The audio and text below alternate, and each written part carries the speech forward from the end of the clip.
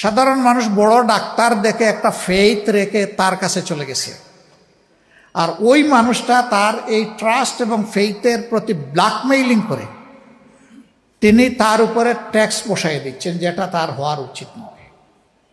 এটা শুধু মেডিসিনের ক্ষেত্রে না, আমাদের দেশে সাধারণ অসুখ নিয়েও কোথাও কোথাও গেলে স্পেসিফিক ইনভেস্টিগেশনের কথা না লিখে অনেকগুলা জুড়ে দেওয়া হয়, কারণ ওই ডায়াগনস্টিক সেন্টারগুলো আবার ওনাদের সাথে বেনিফিটের পার্টনারশিপ করে, নট ইনভেস্টমেন্ট পার্টনারশিপ।